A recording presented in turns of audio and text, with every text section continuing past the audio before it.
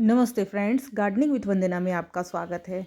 जनवरी का महीना चल रहा है। हमारे यहाँ सर्दियाँ बहुत हैं, धूप बिल्कुल नहीं हो रही है या एक आधा घंटे की धूप होती है, उसके अलावा धूप नहीं होती है। जब अगर ऐसा मौसम रहता है तो इसमें प्लांट बिल्कुल रुक जाता है या डोरमेंसी में आप कह लीजिए चलने लगता है, जाने लगता है। क्योंकि इस समय का जो टाइम है वो फ्लावर खिले हैं अगर तो खिले रहेंगे, कलियाँ बनी हुई हैं तो खिलने में टाइम लगेगा या फिर वो धीरे धीरे करके अधखुली सी रहेंगी और ख़राब हो जाएंगी। तो ये काम विंटर के दिनों में इस समय होता है अगर धूप नहीं होती है, क्योंकि धूप अगर नहीं हो रही है तो प्लांट खाना नहीं बना पाता है और अच्छी धूप नहीं होने से प्लांट खिलते नहीं हैं। लेकिन ये है कि जो खिले फूल रहते हैं वो लॉन्ग लास्टिंग हो जाते हैं, यानी लंबे चलते हैं। तो आप बिल्कुल इससे घबराएं नहीं, ये कोई अलग सा मौसम नहीं है, ये बिल्कुल ऐसे ही रहने वाला मौसम है। और ज्यों ही धूप होगा फ्लावरिंग बहुत अच्छी होने लगेगी। इस समय में आज की जो वीडियो होने वाली है वो न्यू जो प्लांट आपने लगा रखे हैं उनकी केयर कैसे करनी है इस जनवरी की कड़कड़ाती सर्दी में, और पानी क्या देना है, खाद क्या देना है, आज इसके बारे में ही पूरी केयर बताऊंगी। जनवरी का महीना चल रहा है, सर्दियां तो खूब हैं, जैसा कि हमारे यहाँ भी है। धूप बहुत कम निकल रही है और कभी कभी 1-2 घंटे की धूप भी निकल आती है, तो उतने में ये पौधे खिले रहते हैं। जो फूल खिले हैं वो खिले हुए हैं, बहुत ज़्यादा ग्रोथ इस समय अभी नहीं हुई है। लेकिन जैसे ही 15 जनवरी के बाद से हल्की धूप होने लगेगी ये प्लांट ग्रोथ अच्छी करेगा, तो उसकी तैयारी हमें अभी से करनी है। जनवरी और फरवरी के महीने में ज़बरदस्त फूल लेने के लिए क्या क्या करना है उसी के बारे में बताऊंगी। तो ये 2 छोटे छोटे पौधे हैं जो कि देखिए आप, फ्लावरिंग इसमें अच्छी हुई है, और लेकिन ये है कि बहुत मजबूत और इस्टेब्लिश पौधा अभी नहीं है। जैसे जैसे एज बढ़ती है प्लांट की मजबूती भी बढ़ती है और उसमें खाना बनाने की क्षमता भी बढ़ती है, अच्छे से ग्रोथ लेने की क्षमता भी बढ़ती है। लेकिन जब तक प्लांट छोटा है, लगभग 1 साल के भीतर का है, उसकी अधिक देख रेख हमें करनी पड़ती है। और इस समय अगर कोई फूल आपका सूखा नज़र आ रहा हो, ख़राब नज़र आ रहा हो, तो उसे आप कट करके हटा दें, अच्छी सी गुड़ाई कर दें, खाद दे दें। इन सारी ही चीज़ों के बारे में आज की वीडियो होने वाली है। तो ज़्यादा देरी नहीं करते हुए आइए चलिए वीडियो शुरू करते हैं। तो सबसे पहला काम तो ये होता है कि इस समय आपके जितने भी प्लांट हैं उसमें जो फूल सूखे हुए हैं या ख़राब हो रहे हैं या बिल्कुल खिल नहीं पाए हैं, उन्हें आप कट कर दें ऊपर से। तो कट करने के बाद उस पर नेल पॉलिश लगा दें, साफ फंजीसाइड पाउडर लगा दें, सिरेमिन पाउडर लगा दें, कुछ भी इस तरह का लगा दें ताकि उसके अंदर किसी भी तरह का फंगस नहीं हो। वैसे भी विंटर के टाइम में कोई इतनी ज़्यादा फंगस की दिक्कत नहीं होती है, तो इसलिए कोई ज़्यादा घबराने वाली बात नहीं है। अगला काम जो इस प्लांट में मुझे करना है वो है इसकी गुड़ाई करना। तो देखिए बहुत ढेर सारी वीड्स उगाई हैं। पिछले महीने लगभग मैंने कोई काम इस गार्डन में नहीं किया हुआ है। दिसंबर के महीने में बहुत ज़्यादा ठंड रहती है, तो जब बहुत ज़्यादा सर्दी रहती है तो उस समय जो प्लांट का, जैसे हमारा डाइजेशन थोड़ा गड़बड़ होता है, वैसे ही प्लांट का डाइजेशन भी थोड़ा ठीक नहीं रहता है। तो फर्टिलाइज़र को आपको बहुत ज़्यादा देने की ज़रूरत नहीं है, या नहीं आप देते हैं तो भी आपके काम चल जाएंगे। तो महीनों से इसमें मैंने कोई फर्टिलाइज़र नहीं दिया हुआ है। आज आपको जनवरी के महीने में ये दे करके दिखाऊंगी। तो थोड़ी सी जो भी वीड वगैरह उगाई हैं उन्हें आप देख लें, और पानी ऐसा दें कि बहुत ज़्यादा गीली गीली मिट्टी नहीं रहे, बिल्कुल ऐसे मॉइस्चर रहे। और ये देखिए बिल्कुल ऐसे ही मॉइस्चर रहे, लेकिन ये है कि मिट्टी एकदम भुरभुरी रहे। और कभी कभी ऐसा होता है कि आप पानी दिया और पानी गमले का सूखता नहीं है, तो आपको गुड़ाई थोड़ी बढ़ा देनी चाहिए। जैसे आप हर दूसरे तीसरे दिन हल्की सी गुड़ाई कर देंगे तो जब मिट्टी ऊपर नीचे हो जाती है तो पानी जल्दी सूख जाता है। तो एक तो ये काम आपको करना है। और अगर आपने मिट्टी मेरी तरह बनाई हुई है तब तो कोई आपको दिक्कत ही नहीं है। अगर आप नहीं भी गुड़ाई करते हैं तो काम चल जाएगा, क्योंकि मैं तो अपने गमले की मिट्टी को ऐसे हाथों से ही ऐसे ऊपर नीचे कर देती हूँ, तो वो अपने आप हवा लगने जैसा हो जाता है। तो देखिए मैंने दोनों ही प्लांट की गुड़ाई कर ली है। देखिए ये बिल्कुल ड्राई है, इसमें पानी देने की आवश्यकता है।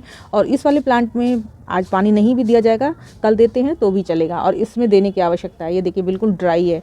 तो ये इस तरह से आप गमले को देख करके पानी दें, जिसमें कि पानी देना है और किस में नहीं देना है। जैसे इस वाले में अगर नहीं देते हैं तो काम चलेगा। अब बात आती है कि इसमें फर्टिलाइज़र देने की। तो फर्टिलाइज़र देने के लिए देखिए जनवरी के महीने से आपको बिल्कुल शुरू कर देना चाहिए, क्योंकि अब हल्की हल्की दिन में धूप हो रही है और सुबह शाम का टेम्परेचर बिल्कुल डाउन हो जा रहा है, और दिन में हल्की धूप हो रही है, मीठी मीठी सी धूप बैठने में अच्छा लग रहा है। रहा है। तो ऐसे मौसम में आप फर्टिलाइज़र देंगे तो ये बेस्ट टाइम होता है गुलाब को आगे अच्छे से फर्टिलाइज़र देने का और अच्छे से इसमें ब्लूमिंग लेने का भी, और इसकी ग्रोथ लेने का, इसकी बेसल सूट निकालने का।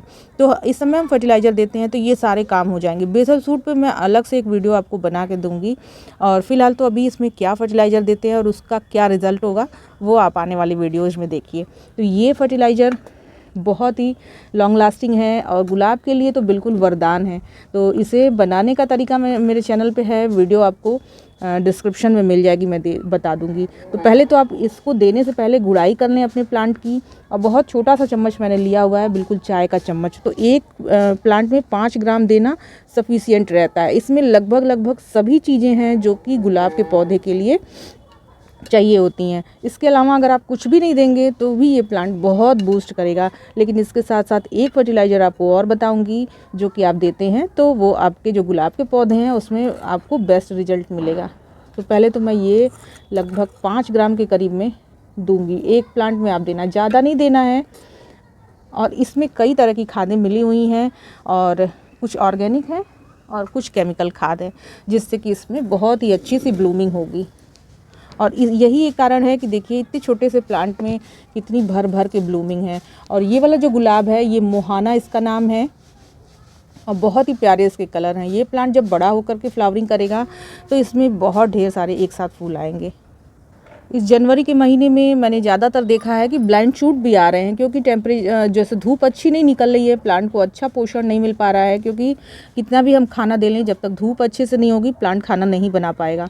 तो देखिए इसमें कुछ इस तरह के ये ब्लाइंड शूट निकल रहे हैं। तो ब्लाइंड शूट निकलने के कई रीज़न होते हैं। एक साथ आप रीपॉटिंग और प्रूनिंग करते हैं तब भी ब्लाइंड शूट आते हैं। टेम्परेचर इनको अच्छा नहीं मिल पा रहा है तब भी ब्लाइंड शूट आते हैं। अच्छे से फर्टिलाइज़र नहीं मिल पा रहा है यानी इनका पोषण कम है तब भी ब्लाइंड शूट आते हैं। तो बहुत सारे रीजन होते हैं, ज़्यादा रीजन के उसमें नहीं रहे अगर ब्लाइंड शूट इस तरह से आ रहे हैं। ब्लाइंड शूट का मतलब कोई शूट निकल तो रही है लेकिन इसमें कोई कली नहीं लग रही है, ये बिल्कुल अंधी सी है, बिल्कुल कहाँ आगे जाएगी कुछ इसका पता नहीं है। तो इसे आप ज़रूर कटिंग करते रहें। तो मैंने तो इसे अभी तोड़ दिया है, हालांकि इसे प्रूनर से अच्छे से काट दे वरना कोई दिक्कत हो सकती है प्लांट में। ब्लाइंड शूट को हमेशा कट कर देना चाहिए, क्योंकि देखिए एक जगह ब्लाइंड शूट आती है तो जगह जगह देखने को मिलती है ये। तो आप इसे कट कर देंगे तो जो नई ब्रांच आएगी उस पे कलियां लगेंगी। आप परेशान नहीं होइएगा, क्योंकि ये हर रोज़ पे नहीं आती है। देखिए इस वाले गुलाब के पौधे में बिल्कुल कोई ब्लाइंड शूट नहीं है, जितनी भी शूट्स निकल रही हैं सब पे कलियां बन रही हैं।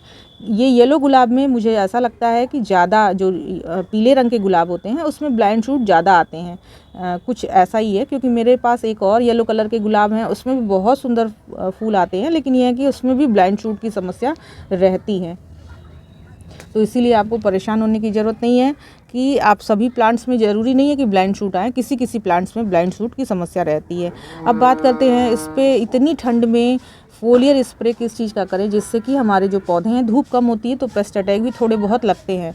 तो अन्य इस समय आप गुड़हल के पौधे में देखेंगे तो ये जो ब्लैक कलर के हल्के हल्के से कीड़े लगने लगते हैं, वो वाले कीड़े लगते हैं। और इसके अलावा थोड़ा सा थ्रिप्स की भी समस्या कभी कभी आने लगती है। तो वो गुलाब में नहीं आए इसके लिए ये बहुत ही अच्छा सा है एक्जोडस। इसको हर 10 दिन में अगर आप स्प्रे करते हैं तो किसी भी तरह की कोई भी पत्तों से संबंधित समस्या नहीं रहेगी। जैसे कि कभी कभी होता है कि पत्तों में ब्लैक स्पॉट आने लगते हैं, या पत्तियां सिकुड़ने लगती हैं, या इस पर ब्लैक या वाइट कलर के हल्के हल्के से पाउडर टाइप के लगने लगते हैं।